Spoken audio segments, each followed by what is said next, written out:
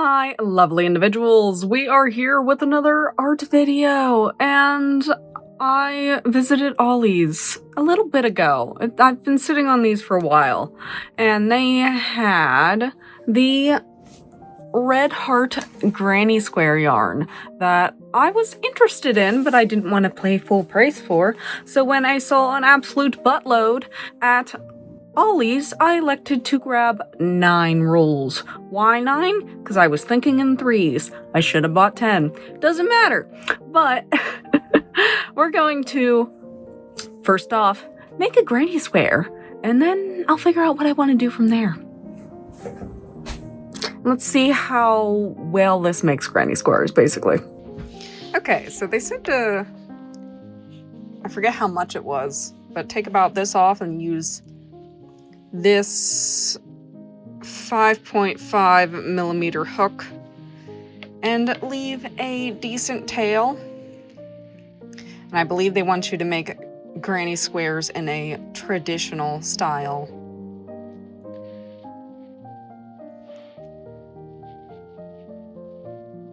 So we start off with our double crochets and then chain in the corners.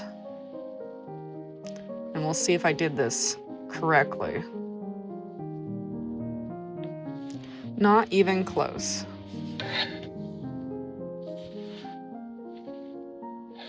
Yeah, transitions right here, so we were pretty far off, so maybe they want us to do more of a tail? I can't remember. Let me unsheath another one because I threw it out because I'm stupid and I don't pay attention.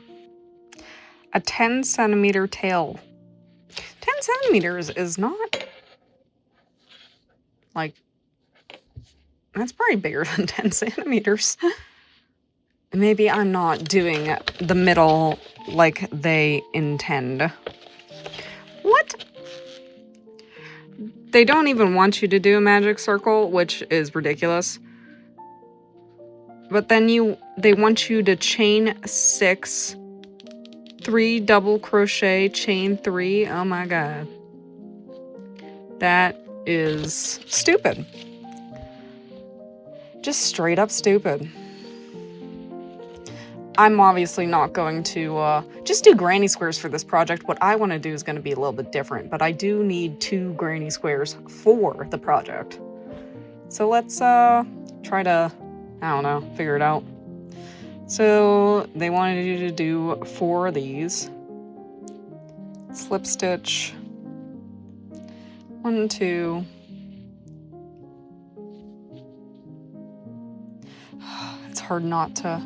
It's hard to not make granny squares the way that I want to. So let's do 3, 4, 5, 6, which is ludicrous. Oh, I hate it. I hate it. I can't even bring myself to do it. Let's fudge it a little. Oh, I think we did it right that time. So then I would slip stitch into there and then chain 2 and then start on my next row. I'm crocheting a little bit looser than I normally do because I'm trying to guesstimate for the average crocheter. I'm a little bit tighter than I should have been. Okay, let's see if I can loosen these up a bit. Better, but not quite right.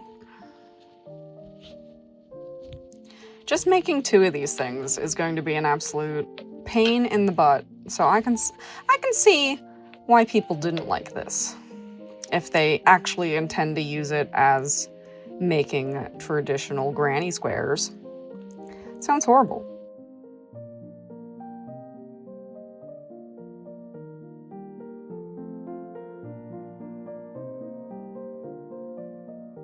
Aha, I did it.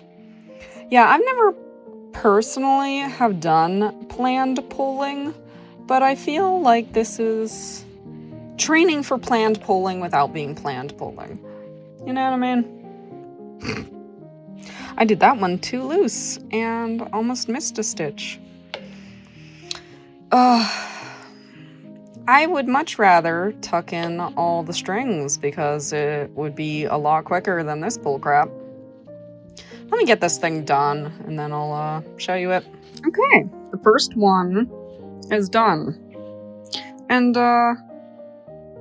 it sucked. I probably had to rework it like 6 times. I would rather tuck in the strings. Tucking in strings is not that hard. In my 20 plus years of tucking in strings, you get used to it after a while when you made enough granny squares. But I know what you're saying. Oh, the more you make, it'll get easier. The second one took even longer.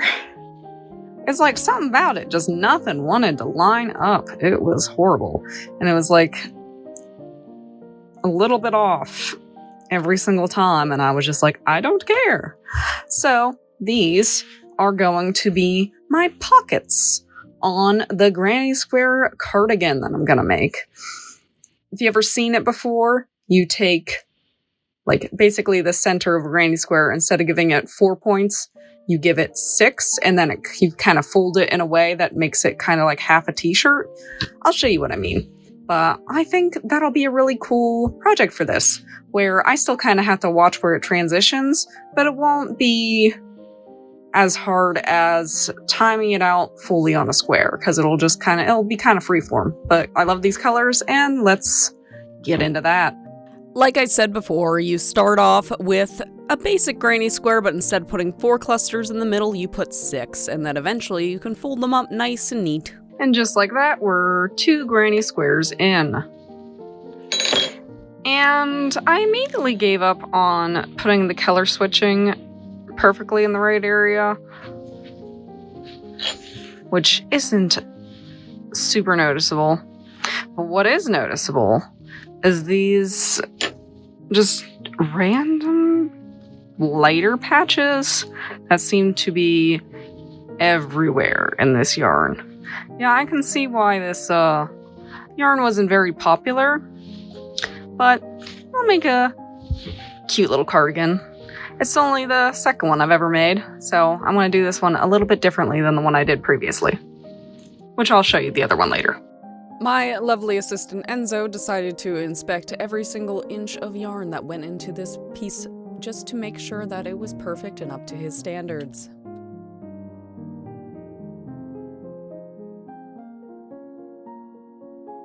This thing honestly took a ridiculous amount of time for what it is, considering it's just basically one big granny square.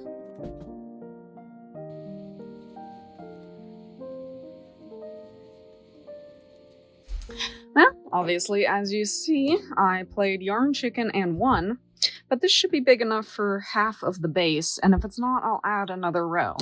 But this whole half of the base in these 2 pockets came to 1 ball, so that's a pretty good amount. So I'll make another half. Okay, and just like that, we have 2 lovely panels that I need to crochet together. And I'm going to leave a little bit of flappage in the front. Like, I don't know how to describe it. Like, close it up to about here, so I have some room for my neck. Because the one I did previously, I closed the whole way up, and it just ends up laying a little awkward. And I'll do that real quick. I ended up just using a simple slip stitch to connect them together. As for how it's laying how I wanted, because I did want it to be a little bit tighter, as I do like my clothes tight, and to be wearing it with a tank top, typically. But we need to add the sleeves on, which is just more of the same granny square stitch.